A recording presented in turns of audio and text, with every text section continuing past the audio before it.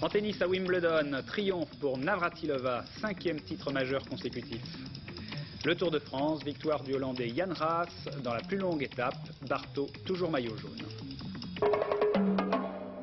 Bonsoir, Martina Navratilova, superstar. Avant Wimbledon, les bookmakers anglais avaient refusé de prendre des paris sur elle tellement elle paraissait favorite. Et effectivement, elle a gagné tout à l'heure. Martina a aligné son 5e titre consécutif dans un tournoi du Grand Chelem. Et pourtant, Chris Evert-Lloyd lui a opposé cet après-midi une remarquable résistance. Lionel Chamoulot.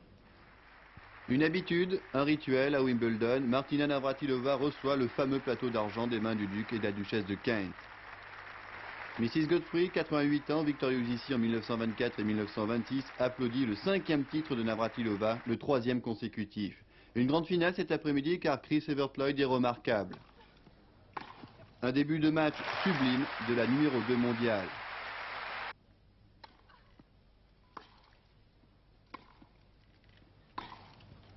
Elle prend même par 2 fois le service de Navratilova pour mener 3-0.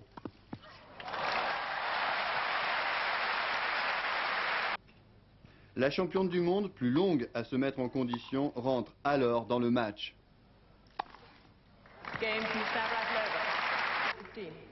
Elle pousse Evert-Lloyd au tie-break et l'emporte 7 points à 5. Dès lors, Martina est lancée et son adversaire a le mérite de tout essayer, mais que faire devant la diva ?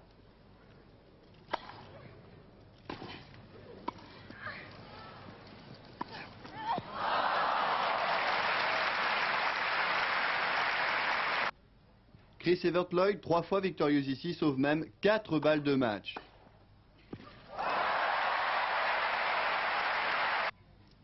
La 5e est la bonne, 7-6, 6-2 en 1h48, une finale digne du centenaire du tournoi féminin.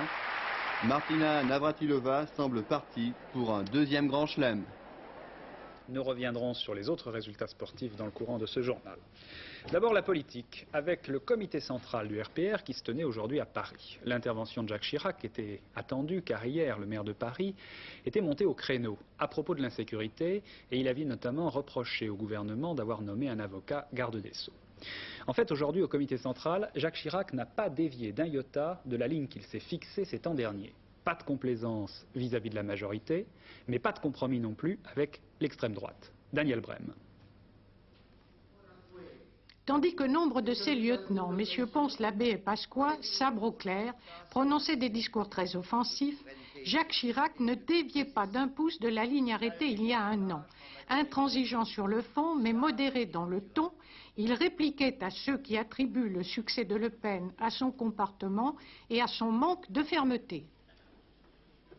Aux autres de se définir par rapport à nous.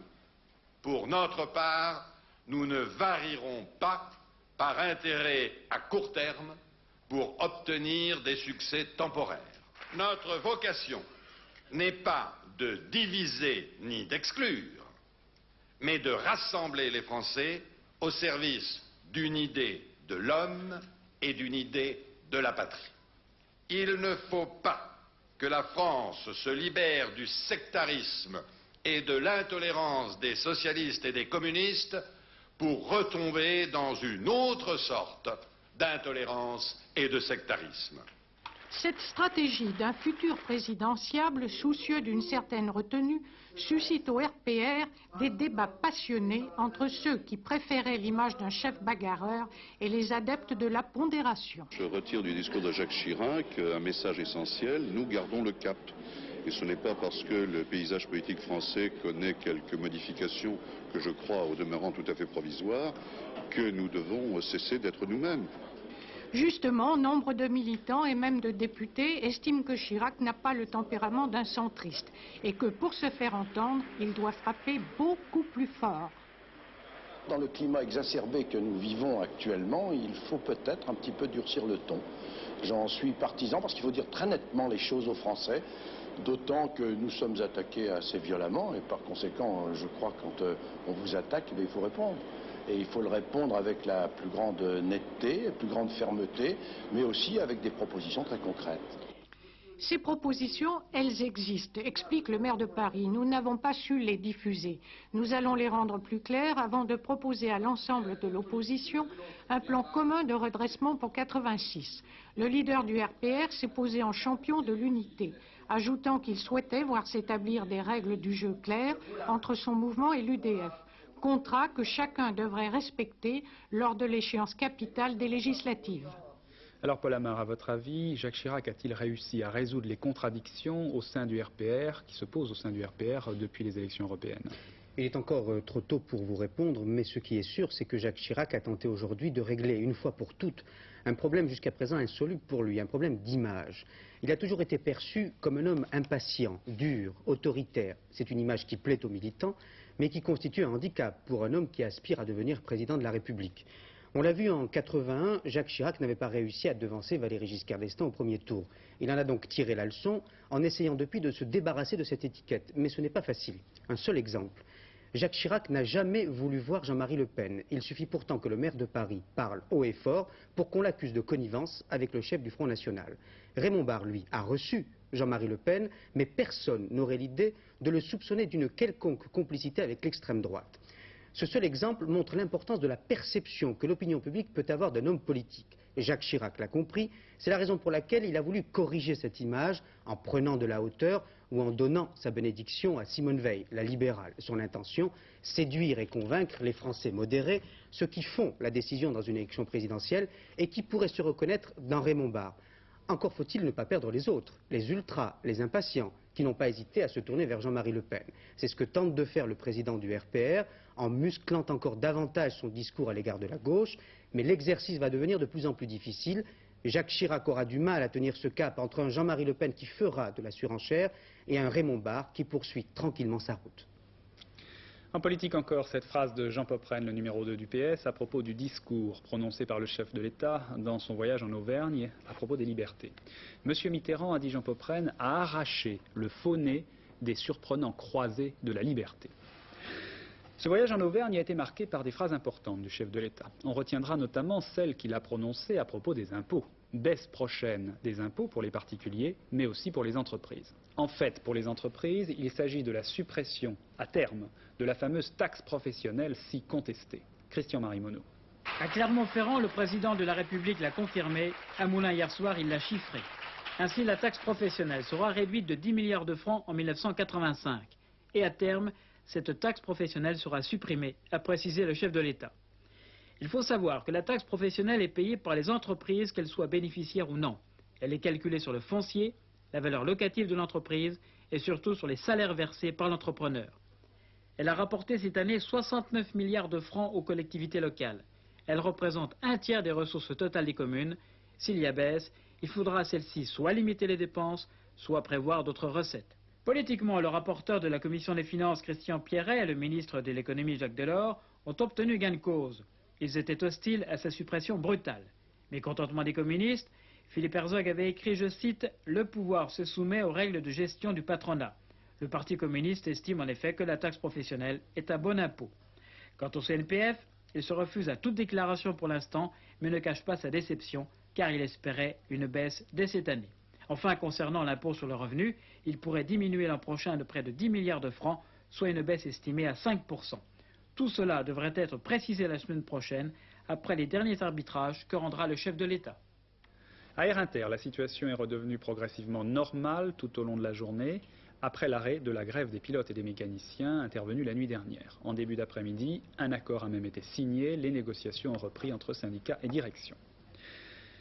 À l'étranger, la tension entre la Grande-Bretagne et le Nigeria. L'avion britannique immobilisé à Lagos a finalement été autorisé à décoller tout à l'heure. Mais les Anglais, de leur côté, veulent faire toute la lumière sur l'affaire. L'affaire, c'est-à-dire la tentative d'enlèvement d'un ancien ministre nigérian, M. Dikko, que l'on avait retrouvé dans une malle d'un avion cargo. Mais je vous le disais, la tension n'est pas apaisée entre les deux pays. Le Mozambique. Hier, Philippe Rochaud nous a présenté un reportage sur la sécheresse et ses conséquences dramatiques dans ce pays situé dans la partie sud de l'Afrique.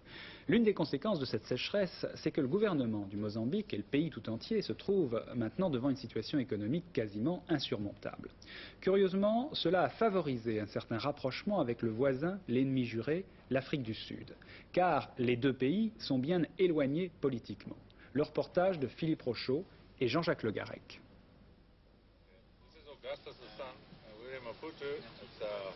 Cet homme qui tient son journal de bord en vidéo, c'est le premier touriste sud-africain au Mozambique après 10 années de guerre, le symbole des retrouvailles entre les deux pays. Pour la première fois, l'État marxiste du Mozambique a autorisé une trentaine de touristes sud-africains à venir pêcher au gros dans ses eaux territoriales.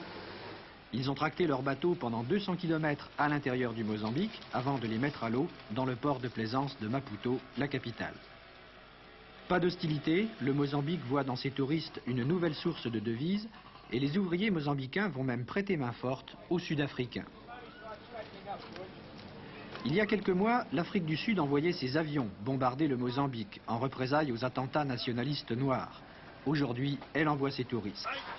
La plupart de ces pêcheurs venaient déjà ici taquiner le poisson du temps de la colonisation portugaise, mais depuis 10 ans, ils n'étaient pas revenus au Mozambique.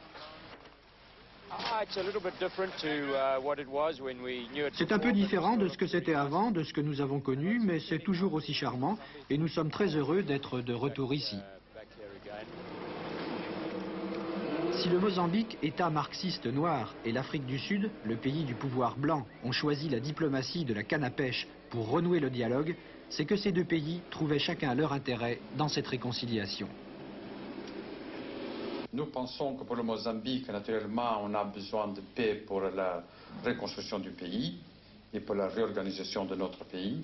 Mais nous croyons aussi que la politique de déstabilisation régionale portée par l'Afrique du Sud, menée par l'Afrique du Sud après 1980, n'a pas apporté des résultats politiques qu'il attendait et en même temps a créé des problèmes à l'Afrique du Sud, soit des problèmes économiques et financiers, soit des problèmes de politique. La percée sud-africaine au Mozambique marxiste, nous l'avons constatée aussi dans le port de la capitale Maputo. Les Sud-Africains travaillent aujourd'hui à visage découvert aux entrepôts frigorifiques où les pamplemousses du pays de l'apartheid arrivent par train entier. Ces fruits sont triés par des ouvrières mozambicaines, puis exportés vers l'Europe et le Moyen-Orient par le port de Maputo, qui redevient, comme au temps du colonialisme, la porte de sortie de l'Afrique du Sud vers l'océan Indien.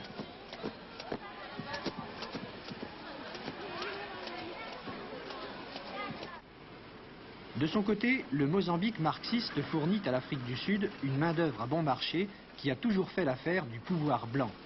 Chaque semaine, 1 millier de mineurs mozambicains qui reviennent d'Afrique du Sud débarquent à la gare de Ressano Garcia, à cet endroit même où les deux pays viennent de signer la paix. Pourtant, malgré 10 années de guerre, le flot des mineurs mozambicains allant travailler en Afrique du Sud n'a jamais été interrompu. C'est que le Mozambique a toujours prélevé sur ces mineurs un impôt en devise forte qui rapporte gros à l'État. Nos contrats sont de 16 mois, parfois 13, parfois 19 mois. Ces hommes, qui viennent de passer plus d'1 an au fond de la mine, ignoraient que leur pays venait de signer la paix avec le régime sud-africain. Un commissaire politique leur explique dès leur arrivée que l'Afrique du Sud n'est plus un ennemi. À l'époque coloniale, en 70, ils étaient 500 000 à travailler dans les mines d'or sud-africaines. Leur nombre est tombé à 30 000 après l'indépendance. Aujourd'hui, le Mozambique accepte de fournir à nouveau plus de 100 000 mineurs par an à l'Afrique du Sud. La coopération entre le pouvoir blanc et le marxisme noir ne semble plus connaître de limites. En Union soviétique, la réhabilitation de Molotov. Selon des sources bien informées, comme on dit, on a appris à Moscou que M. Molotov, l'ancien ministre des Affaires étrangères de Staline, avait été réadmis au sein du parti à l'occasion de ses 94 ans. Molotov en avait été exclu en 1957 par Khrouchtchev. Georges Bortely. Pour les Occidentaux, il est resté M. Niet, le porte-parole d'une diplomatie soviétique dure. On l'avait connu plus souriant pendant la guerre, lorsque Churchill nouait avec l'Union soviétique une alliance orageuse mais cordiale. Mais lorsque la guerre en voie d'être gagnée, la méfiance s'installa entre les Alliés, il prépara avec Staline le partage de l'Europe. Bras droit de Staline, on lui rendait depuis les années 30 un véritable culte de la personnalité. Il y eut un pic Molotov, un cap Molotov et des usines Molotov qui fabriquaient des automobiles Molotov avant que Khrouchtchev, en 1957, ne l'expulse de toutes ses fonctions et même du parti. En le réhabilitant, M. Tchernenko rend hommage à la ligne dure et conservatrice que M. Molotov incarna pendant toute sa carrière. C'est une façon de dire aux Soviétiques, le réformisme ne passera pas. Vis-à-vis de l'Occident, le message est aussi clair. L'équipe qui domine au Kremlin a la même conception du monde que M. Molotov, c'est-à-dire que le monde se divise en deux camps, le camp socialiste et le camp capitaliste, et qu'il n'y a pas de convergence d'idées ou d'intérêts possibles entre ces deux camps. En somme, en réhabilitant M. Molotov, c'est un peu Staline qu'on réhabilite. Retour en France avec une bien curieuse affaire au Gros du Roi dans le Gard. Les pêcheurs de ce petit port sont au chômage technique. Leur chalutier ne fonctionne plus. Pourquoi ? Eh bien parce que les moteurs sont pollués par une mystérieuse bactérie contenue dans le gazole. Cela a l'air d'une plaisanterie, mais c'est une affaire tout à fait sérieuse. Bruno Ledreff. Les bactéries attaquent. Scène de science-fiction sur décor de vacances, toute une flottille de chalutiers mystérieusement mise hors de combat. Depuis une quinzaine de jours, les 150 pêcheurs qui travaillent sur les 30 navires du Gros du Roi ne peuvent plus prendre la mer. La même mésaventure est arrivée aux pêcheurs de Sète au mois d'avril. Les moteurs des chalutiers fument, tout saute, crachiotent, se gavent d'huile et ne tournent plus rond. À l'origine de ce coup de Trafalgar, une sournoise bactérie contenue dans le carburant des chalutiers. La bactérie, jusqu'alors inconnue, se cache dans ce flacon. Elle adore le gasoil, mais déteste les moteurs. Les patrons de pêche, mis au chômage technique, accusent les fournisseurs de carburant. Si cette affaire dure assez longtemps, on va à la ruine totale du port du Gros du Roi, que tous ces messieurs pétroliers voudraient mettre cette affaire au tribunal.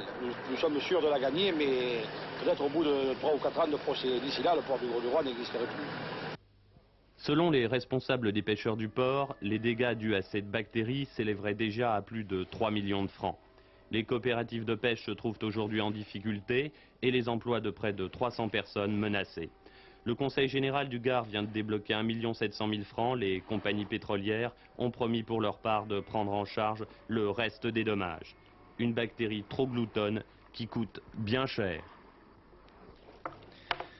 Le sport. À Wimbledon, outre la victoire de Martina Navratilova, dont nous avons parlé au début de ce journal, il y avait aussi aujourd'hui la finale du double messieurs. Ce sont finalement McEnroe et Fleming, les Américains, qui ont remporté ce double en battant donc en finale Pat Cash et McNamee, les Australiens, en 5-7.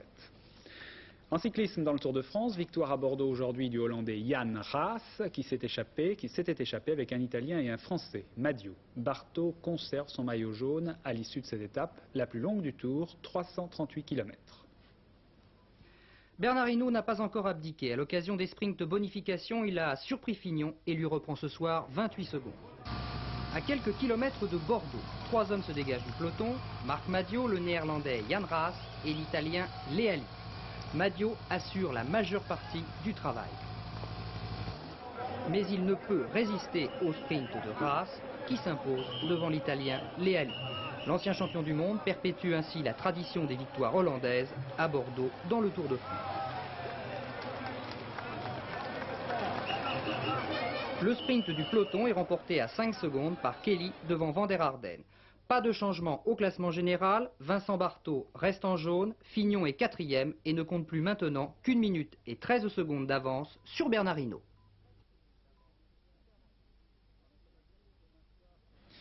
En automobile, demain soir sera couru le Grand Prix de Formule 1 à Dallas aux États-Unis. Pour l'instant, ce sont les Lotus Renault qui ont réalisé les meilleurs temps. Mais avec ce Grand Prix se pose une nouvelle fois le problème de la sécurité en Formule 1. Le circuit de Dallas, créé de toutes pièces dans la ville, n'est pas adapté à la course et tous les coureurs le trouvent dangereux. Les pilotes de Formule 1 sont mécontents. Le circuit de Dallas, qu'ils découvrent à l'occasion du Grand Prix, est particulièrement dangereux. Les monoplaces frôlent les murs de béton, sautent sur les bosses et perdent ainsi de leur adhérence.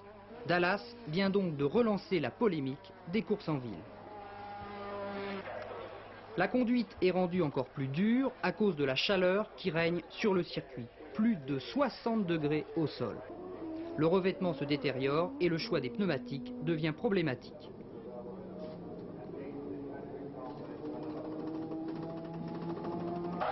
De nombreux incidents ont émaillé la première séance d'essai, celui de Niki Lauda par exemple, pourtant réputé pour son expérience. Le Français René Arnoux, particulièrement véhément, compte demander à la commission de la Formule 1 de réagir pour éviter aux pilotes de prendre tant de risques. En attendant, le Grand Prix aura bien lieu demain. On s'attend à une course par élimination particulièrement éprouvante pour les hommes et les machines.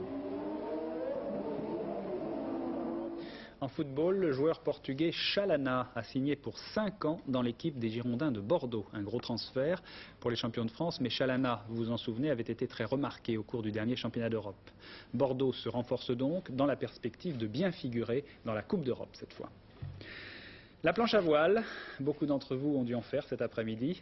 Aujourd'hui, à la Grande Motte se terminait le 7e festival de planche. Une rencontre amicale, mais de niveau international, qui a permis d'évaluer la forme des champions. Quelques portraits de ces véliplanchistes brossés par Jean-Jacques Dufour et Bruno Carrette.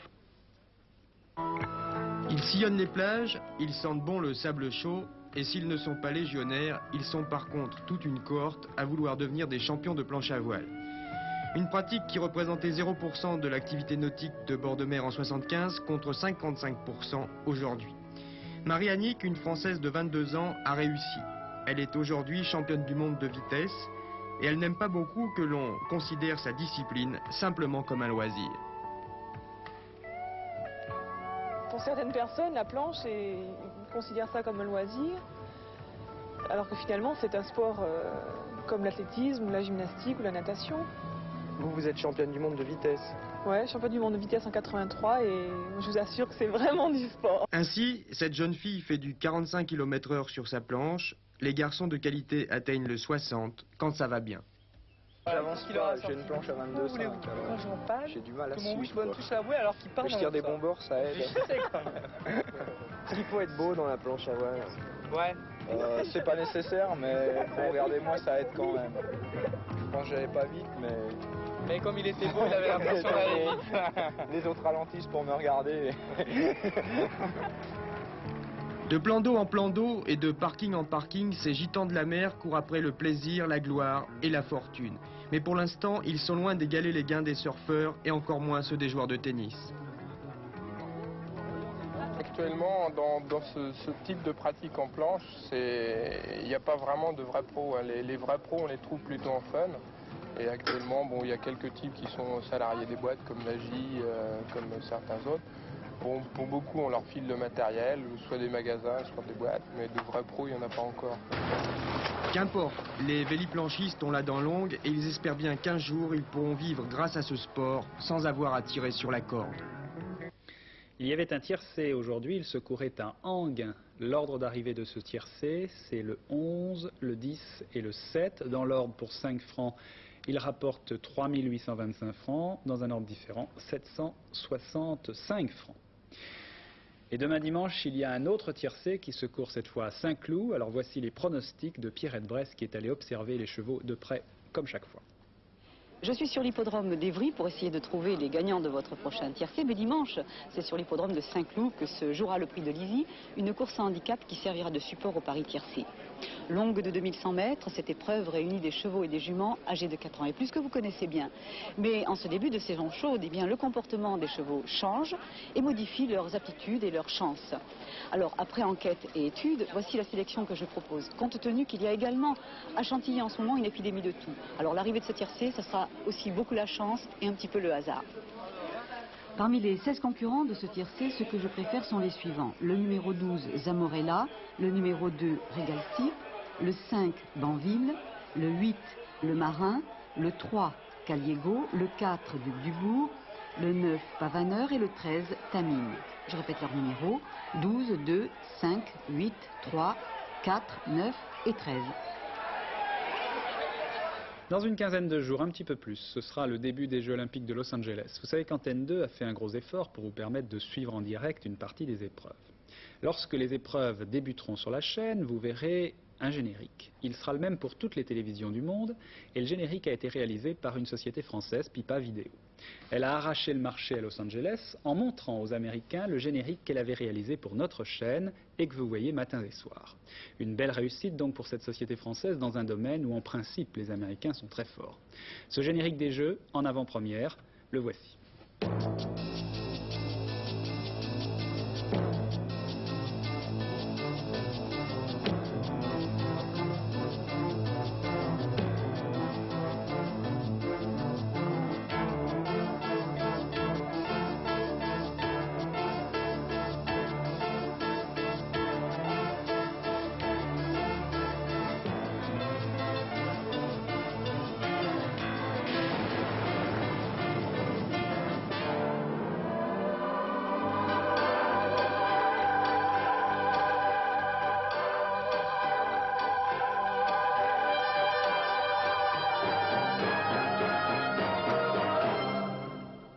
Et rendez-vous dans les tout derniers jours de juillet donc pour les Jeux Olympiques. Alors la météo maintenant avec Brigitte Simonetta. Brigitte, pas de problème, il fait beau et cela va durer. Oui, pour demain une météo éclatante, mais attention, c'est à prendre dans tous les sens du terme. Il fera beau, chaud, avec une progression orageuse. Pourquoi? Regardez la photo satellite. Parce que l'anticyclone s'est décalé, il est maintenant sur l'Europe centrale. Et nous, du coup, nous sommes dans un champ de pression moins élevé. Les nuages qui sont sur le proche Atlantique vont en profiter pour aborder le pays par l'ouest. Vous le constatez, ces nuages sont peu importants. Ils ne gêneront pas le soleil, mais ce courant rapporte de l'humidité. Et l'humidité mêlée à la chaleur ambiante, cela favorise les développements orageux. En météorologie, on peut prévoir les orages. Il est extrêmement difficile de les situer précisément. Pour demain, regardez la carte, on pense qu'ils toucheront surtout la moitié nord du pays. Ils seront très isolés, peu importants, et ils éclateront surtout en fin de journée, car le matin et l'après-midi, ce sera vraiment du beau temps, même si les nuages sont un peu plus importants sur la moitié ouest. Cependant, le baromètre est en baisse. Côté température, c'est l'inverse. Il fera plus chaud demain qu'aujourd'hui. Et le 30 degrés fait son apparition sur la moitié nord à Paris et à Nantes. Donc de 26 à 30 degrés sur cette moitié nord et de 29 à 33 degrés sur la moitié sud. C'est sur le sud-ouest qu'il fera le plus chaud, 31 à 33 degrés. Demain, dimanche 8 juillet, le soleil se lèvera à 5h56, se couchera à 21h54. Une journée à boire du café, nous fêterons Procope, qui est le patron des torréfacteurs. Merci Brigitte, annoncez-nous toujours d'aussi bonnes nouvelles. Dans quelques instants, vous retrouverez sur Antenne 2 un certain nombre de nos confrères pour le gala de la presse. Nos amis de la télé, de la radio, de la presse écrite n'ont pas hésité à faire des numéros de cirque difficiles pour ce gala, dont le profit ira à l'association Médecins sans frontières. Alors restez sur Antenne 2 pour admirer leurs exploits. En fin de programme, je vous retrouverai pour vous donner les dernières nouvelles. Excellente soirée.